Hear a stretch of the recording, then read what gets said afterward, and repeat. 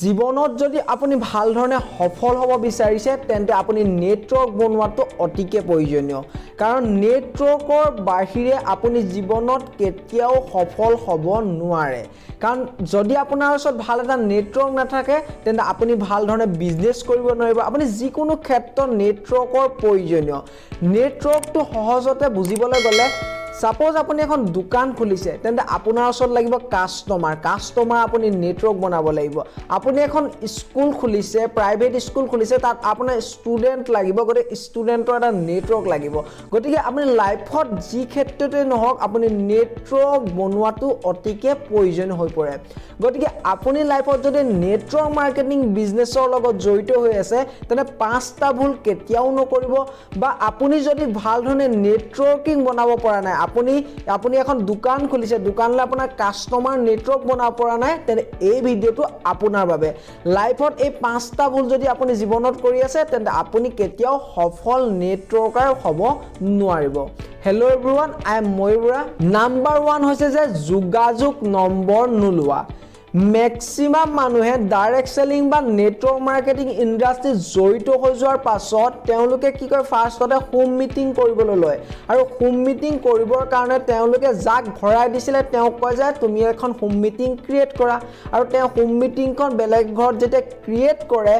তেওঁ যেতিয়া প্ৰেজেন্টেচন কৰিবলৈ আপোনাক নিমন্ত্ৰণ কৰিলে আপুনি গৈ তাত প্ৰেজেন্টেচন কৰিলে আপুনি তাত এটা ডাঙৰ মিস্টেক কৰিলে তেওঁ আগতীয়াকৈ নকয় যে যি সকল ব্যক্তি তাত উপস্থিত থাকিব তেওঁলোকৰ ঘৰ ক'ত তেওঁলোকৰ ফোন নাম্বাৰটো এটলিষ্ট কালেক্ট নকৰে যাৰ কাৰণে তেওঁলোকক নেক্সট টাইম যোগাযোগ কৰিব নোৱাৰে বা আপুনি এখন দোকান খুলিছে ইয়াত এক্সাম্পল দি ললো যদি আপুনি দোকানো খুলিছে তেন্তে আপুনি তেওঁলোকক আপোনাৰ দোকানত কি প্ৰডাক্ট পাব কি অফাৰ আছে হে ৰিলেটেড যাতে আপুনি সোশ্যাল মিডিয়াৰ থ্ৰুদি বা আপোনাৰ হোৱাটছএপৰ জৰিয়তে আপুনি তেখেতলোকক জনাব পাৰে যাৰ কাৰণে আপুনি তেওঁলোকৰ কন্টাক্ট নাম্বাৰটো লোৱাটো অতিকে প্ৰয়োজনীয় বা তেওঁলোকৰ বিষয়ে জনাটো অতিকে প্ৰয়োজনীয় গতিকে মই আপোনাক এক্সাম্পল দিছো যে আপুনি যদি নেটৱৰ্ক মাৰ্কেটিং বা ডাইৰেক্ট সেলিং বিজনেছ কৰিব বিচাৰিছে বা ডাইৰেক্ট সেলিং ইণ্ডাষ্ট্ৰি সাকসেছ হ'ব বিচাৰিছে আপুনি হোম মিটিং কৰিছে হোম মিটিং কৰি থৈ গুচি আহিব কিন্তু তেওঁলোকৰ কন্টাক্ট নাম্বাৰ নোহোৱাৰ কাৰণে আপুনি ভাল ধৰণৰ টিম ক্ৰিয়েট কৰিব নোৱাৰে নাম্বাৰ 2 হৈছে যে ফলো আপ নকৰা Maximum মানুহে কি কৰে নেটৱৰ্ক মাৰ্কেটিং বা ডাইৰেক্ট সেলিং ইন্ডাস্ট্ৰি জড়িত হৈ যোৱাৰ পাছত তেওঁলোকে হোম মিটিংটো কৰিলে ঠিকই আছিল হোম মিটিং কৰাৰ পাছত যেতিয়া আপুনি কৰি গুচি আহিব গুচি অহাৰ পাছত তেওঁলোকে ফলো আপ নকৰে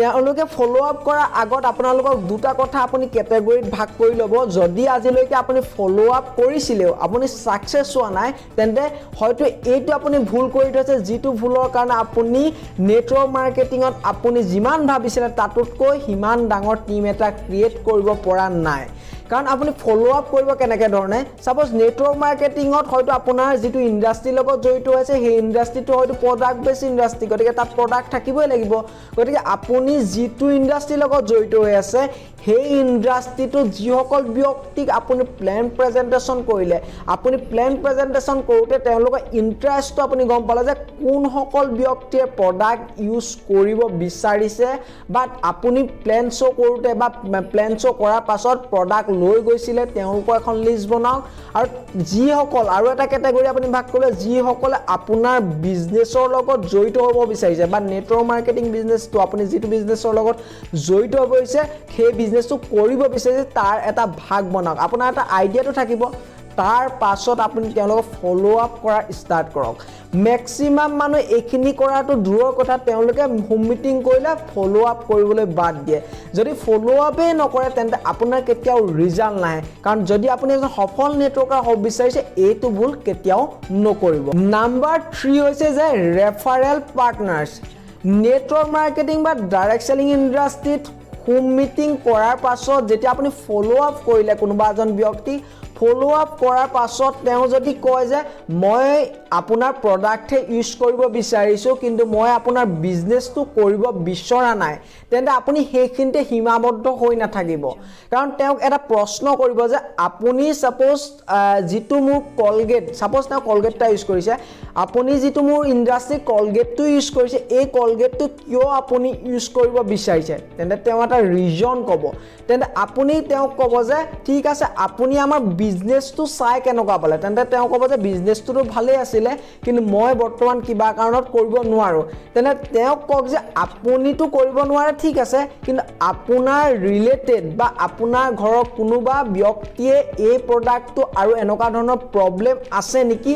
যাৰ জৰিয়তে তেওঁক মই আপোনাৰ থ্ৰুৱেদি সহায় কৰিব পাৰো তেওঁ ইন্টাৰেষ্টেড হ'ব গতিকে আপুনি তেওঁৰ থ্ৰুৱেদি আপুনি ৰেফাৰেল মানুহক আৰু ৰেফাৰেলৰ জৰিয়তে আপুনি তেওঁক কি কৰিবলৈ ফলো আপ কৰিবলৈ ষ্টাৰ্ট কৰক আৰু যেতিয়া ফলো আপ কৰিব ফলো আপ কৰাৰ লগে লগে তেওঁ আপোনাৰ লগত কানেক্ট হ'বলৈ ষ্টাৰ্ট কৰিব সো নেটৱৰ্ক মাৰ্কেটিং বা ডাইৰেক্ট সেলিং ইণ্ডাষ্ট্ৰি এটো কেতিয়াও ভুল নকৰিব যদি আপুনি এতিয়ালৈ ভুল কৰি আছে তেন্তে এইখিনি আপুনি শুদ্ধ কৰি লওক যাতে আপুনি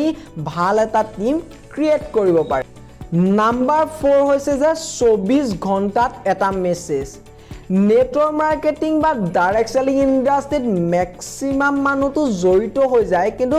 জড়িত হৈ যোৱাৰ পাছত এটা হোম মিটিং কৰিলে সাপোজ মই এক্সাম্পল হোম মিটিংত কিয় কৰি আছো ফাৰ্ষ্টৰ পৰা আপোনাক হোম মিটিং কনসেপ্টটো বুজাই দিছো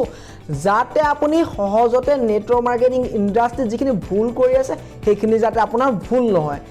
চাওক আপুনি সাপোজ হোম মিটিং কৰিলে আপুনি কন্টেক্ট নাম্বাৰ ললে ঠিকই আছিল কন্টেক্ট নাম্বাৰ লোৱাৰ পাছত আপুনি ফলো আপ কৰিবৰ কাৰণে তেওঁলোককটো আপুনি ৰাতি আহি ফলো আপ একো নকৰে তেওঁলোকক হয়তো দুদিন বা আপুনি পিছদিনা ফলো আপ কৰিবলৈ ষ্টাৰ্ট কৰে কাৰণ সেইদিনা আপুনি মিটিং কৰি ভাগৰে জুগৰে আহি আপুনি ফলো আপ নকৰে কিন্তু আপুনি ফলো আপ কৰাৰ আগত আপুনি এটা মেছেজ দিয়ক যে আজি আপোনাক লগ পাই মোৰ বহুত ভাল লাগিল আপুনি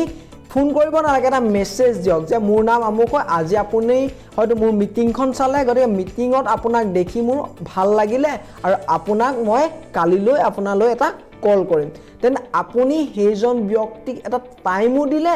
লগত আপুনি যে তেখেতক বিষয়ে অলপ আন্তৰিকতাৰে আপুনি কথাষাৰ ক'লে যাৰ কাৰণে আপোনাৰ প্ৰতিও এটা বেলেগ ভাব ল'ব যাৰ কাৰণে আপোনাৰ পিছদিনা ফোন কলটো উঠাই আপুনি ফলো আপ কৰাত আপোনাৰ সহায় হ'ব ম্যাক্সিমাম মানে মেছেজ দিয়াটো দূৰৰ কথা 2-3 দিনলৈকে ফলো আপে নকৰে হয়তো ফলো আপ কৰিবলৈ পাহৰিয়ে গুচি যায় তেওঁ যিজন ব্যক্তিক জড়িত কৰাইছে তেওঁক ক'ব যে ফলো আপ কৰি থাকক আৰু যিজনে বুজাই থৈলে তেওঁ ফলো আপ নকৰে যাৰ কাৰণে নেটৱৰ্ক মাৰ্কেটিং বা ডাইৰেক্ট সেলিং ইণ্ডাষ্ট্ৰিৰ ম্যাক্সিমাম মানুহ ফেল নাম্বাৰ 5 হৈছে যে সোশ্যাল মিডিয়া নেটৱৰ্ক মাৰ্কেটিং বা ডাইৰেক্ট সেলিং ইণ্ডাষ্ট্ৰি যেতিয়া হেজন ব্যক্তিক আপুনি এনেদৰে ফলো আপ কৰিলে নেটৱৰ্ক বনাই আহিছে যেহেতু তেওঁৰ এটা নেটৱৰ্ক ক্ৰিয়েট কৰিব বিচাৰিছে তেওঁৰ লগত কানেক্টেড হ'ব বিচাৰিছে তেওঁৰ যিমান ৰেফাৰেলছ আছে আপুনি ল'ব বিচাৰিছে তাৰ কাৰণে আপুনি তেখেতৰ লগত প্ৰথম আপুনি বিশ্বাসটো আনিব লাগিব তেখেতৰ বিষয়ে অলপ জানিব লাগিব যাৰ কাৰণে তেখেতৰ সোশ্যাল মিডিয়া বা তেখেতৰ হয়তো ফেসবুক হওক ইনষ্টাগ্ৰাম হওক তেওঁ যিসমূহ পোষ্ট কৰিছে তাৰ ৰিলেটেড আপুনি কিছুমান কমেন্ট কৰক তেওঁক অলপ উৎসাহ দিয়ক আৰু লগত আপোনাৰ বিজনেছটোৰ লগত আপুনি কানেক্টেড কৰক যে আপুনি এই বিজনেছটো বা এই কামটো কৰাৰ লগত আপুনি এক্সট্ৰা যে ইনকাম কৰিলে কিখিনি বেনিফিট হ'ব আপোনাৰ সেই বিজনেছটোৰ লগত এই বিজনেছটো কেনেদৰে সহায় কৰিব আপুনি এক্সট্ৰা এটা ইনকাম কৰিলে আপোনাৰ সেই বিজনেছটো কেনেদৰে আগুৱাই যাব বা আপুনি যিটো কাম কৰিছে সেই কামটো কেনেদৰে হেল্প কৰিব এই কামটোৱে প্ৰত্যেকটো কথা আপুনি ষ্টেপ বাই ষ্টেপ ক'ব পাৰিব যাৰ কাৰণে প্ৰথম আপুনি সোশ্যাল মিডিয়াত আপুনি কানেক্টেড হ'ব লাগিব তেখেতৰ লগত তাৰ পাছত আপুনি লাহেকৈ তেওঁলোকৰ লগত ফেস টু ফেস মিটিংলৈ আনিবলৈ আপুনি কানেক্ট কৰিব সো এনেদৰে নেটৱৰ্কটো আপুনি ক্ৰিয়েট কৰক আৰু এই এক্সাম্পলটোকে মই দিলো কাৰণ নেটৱৰ্ক মাৰ্কেটিং বা ডাইৰেক্ট সেলিং ইণ্ডাষ্ট্ৰিৰ লগত ম্যাক্সিমাম মানুহ জড়িত হৈ পৰিছে বা আপুনি যদি এজন দোকানী হয় এই এক্সাম্পলটোকে লৈ আপুনি এটা মাইন্ডসেট লৈ আপুনি এইখিনি কাম কৰিব পাৰে আপুনি জেনেদৰে নেটৱৰ্কিং ক্ৰিয়েট কৰিব বিচাৰিছে বা যি কামতে নহয় আপুনি নেটৱৰ্কিং ক্ৰিয়েট কৰিব বিচাৰিছে এইখিনি আইডিয়া লৈ আপুনি নেটৱৰ্ক ভালধৰণে ক্ৰিয়েট কৰিব পাৰিব সো আজিলৈ ভিডিওটো সমাপ্ত কৰিছো যদি ভিডিওটো ভাল লাগে তেন্তে আপোনালোকে লাইক কমেন্ট আৰু পোন প্ৰথমবাৰ যদি চেনেলটো আহিছে সাবস্ক্ৰাইব কৰিবলৈ নাপাহৰিব লাভ ইউ অল